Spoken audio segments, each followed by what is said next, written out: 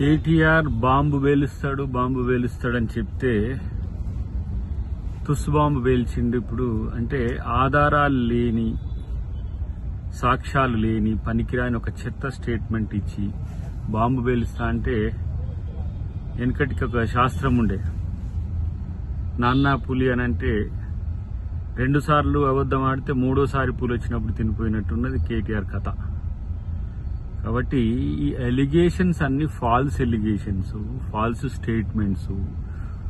దొంగలే దొంగతనం గురించి చెప్తే ప్రజలు నమ్ముతారా? ఇలా ఐసిఐసిఐకి సంబంధించిన చర్చ పెట్టిండు మనోడు. ఎన్ని కష్టాలు పడైనా సరే డబ్బులు ఏ విధంగా తీసుకురావాలనేదేమో ప్రభుత్వం రేవంత్ రెడ్డి గారి లక్ష్యమైంది.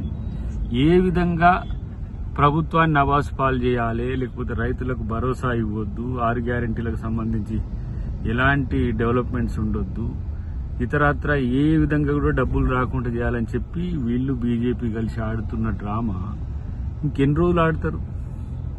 ఇలా పులకేసిని మించిపోయిండు మొత్తం కేటీఆర్. ఇంకా పరువు తీసుకోకు బాబు. పనికిరాని చెత్త చర్చ అంతా పెట్టి ప్రజల్ని కన్ఫ్యూజ్ చేయకండి ఫస్ట్. కాబట్టి బీజేపీ కాంగ్రెస్ లింక్ అంటాడు, లేకపోతే ఫ్రాడ్ అంటాడు, ఇది అంటాడు. మరి మీరు చేసినప్పుడు ఎడిపోయింది ఇదంతా కూడా? 4,23,000 ఎకరాలు అమ్మిండ్రు మీరు.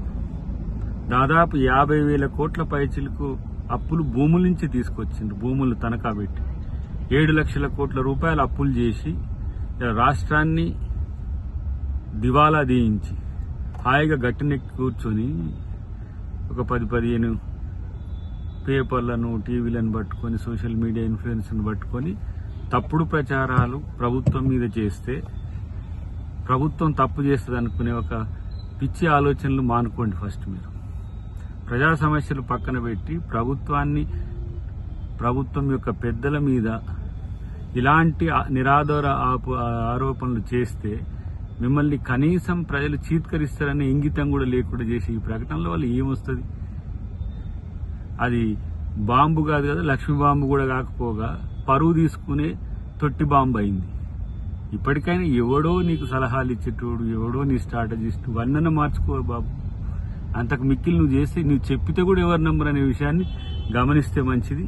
ప్రత్యేకించి కేటీఆర్ ను 2-3 డాక్టర్లతో చూపించాలి, సైకాలజిస్టులని, లేకపోతే ఏంది మెంటల్ డాక్టర్ని 2-3 చూపించాల్సిన సందర్భం అయితే వచ్చిందని నాకు అనిపిస్తుంది. కాబట్టి ఇంకా పరువు తీసుకోకపోతే మంచిదని నా హితవు. Subscribe us and press the bell icon for more interesting updates.